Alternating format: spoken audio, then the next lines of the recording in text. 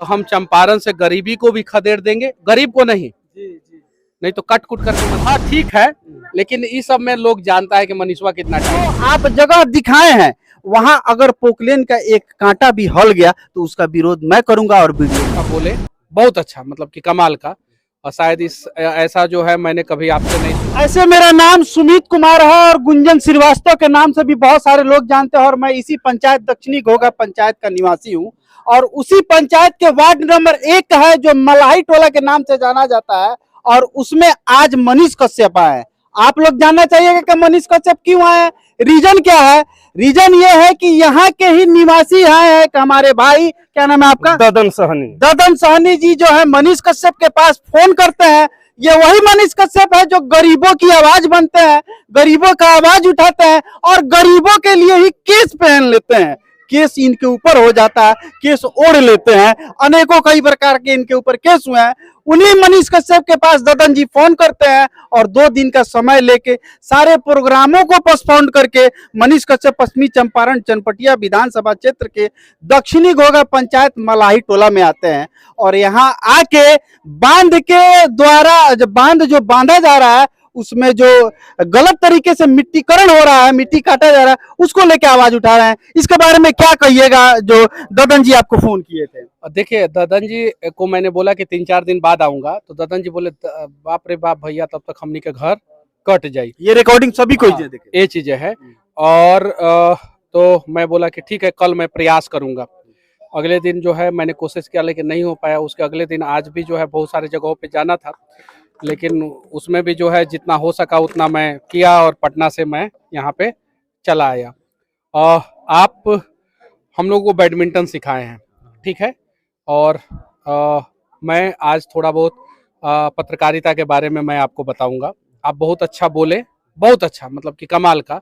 और शायद इस ऐसा जो है मैंने कभी आपसे नहीं सुना होगा।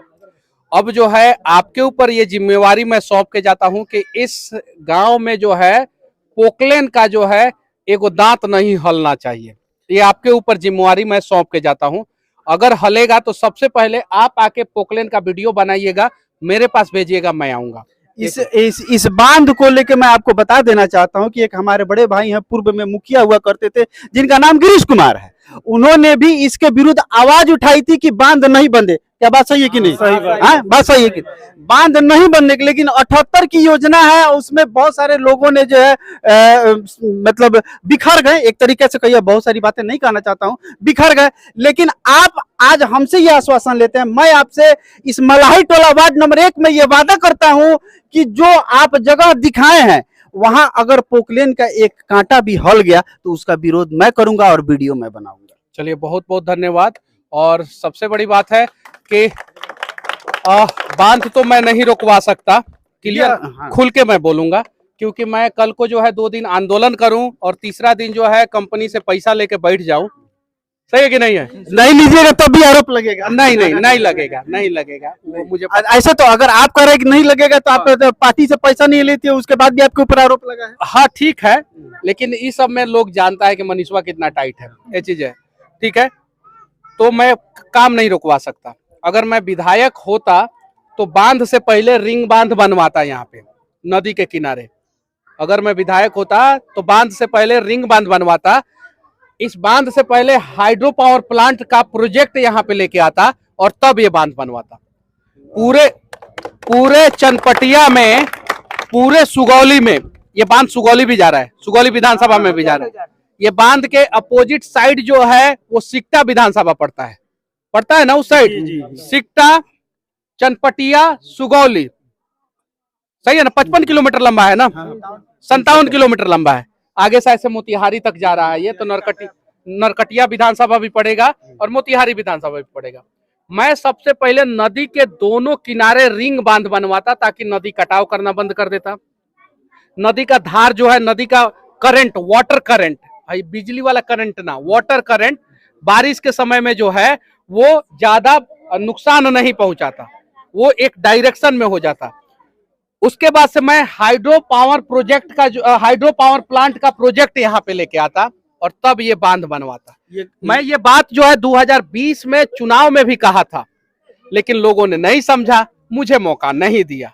मैं चुनाव हारा, मैं चुनाव हारा तो जिसको मौका दिया उन्होंने काम किया अपना, उनके काम के खिलाफ मैं एक भी शब्द नहीं बोलूंगा। उन्होंने अपने हिसाब से काम किया, सही है कि नहीं? अगर मैं होता तो मैं ये काम करता, मैं ये बोल रहा हूं।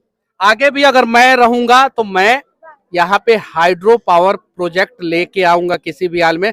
और जिस दिन चनपटिया में बूढ़ी गंडक नदी पे जो है हाइड्रो पावर प्रोजेक्ट आ गया, समझिए कि यहाँ का भाग्य बदल जाएगा, यहाँ का गरीबी दूर हो जाएगा।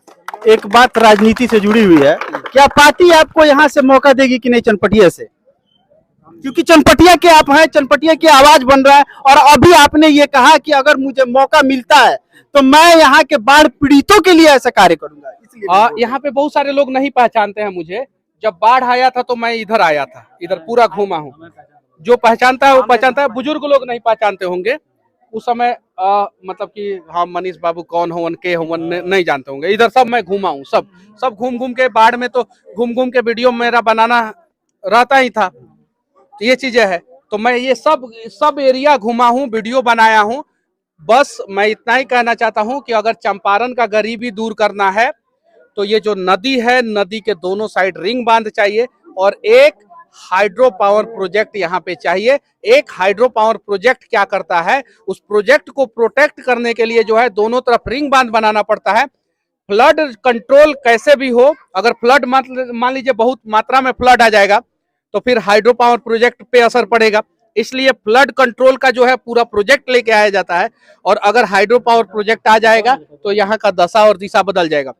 बाढ़ आने वाला है, आने का समय आ गया, नजदीक आ गया है बाढ़, जून जुलाई में आएगा। ये प्रोजेक्ट पहले नहीं चालू करा सकते हैं? ना, सरकार से निवेदन। अरे इस प्रोजेक्ट में कम से कम 5 से 7 साल 10 साल भी लग सकता है, क्योंकि ये मलाई टोला वही है कि रोड पे पानी चलाता है और सारे जो मलाह हैं जिनकी आप आवाज बने हुए हैं, ये रोड पे चले आते हैं। नहीं, ये छत पे चले जाते हैं, ये छत पे चले जाते हैं। उधर जो है, उधर तो सब फूस का घर है, जिनका छत नहीं है, ये थोड़ा सा अमीर है, ठीक है, तो इन्होंने छत बनवा लिया है। जिनका छत नहीं है, हाँ, वो लोग जो है इन लोगों के छत पे आएंगे, नहीं तो उधर शेड बना हुआ है एक, उस पे जाएंगे, और नहीं तो इधर पीछे घुमा के दिखा दीजिए लोग, छानी जो है छानी पे चले जाएंगे। घुमाइए प्रिंस, घुमाइए पीछे, घुमाइए, दिखाइए, ये सब पे चले जाते हैं। ये दिक्कत, ये छानी नदी के किनारे है, ढह भी सकते हैं। नदी इस साइड है, लेकिन इधर मन है।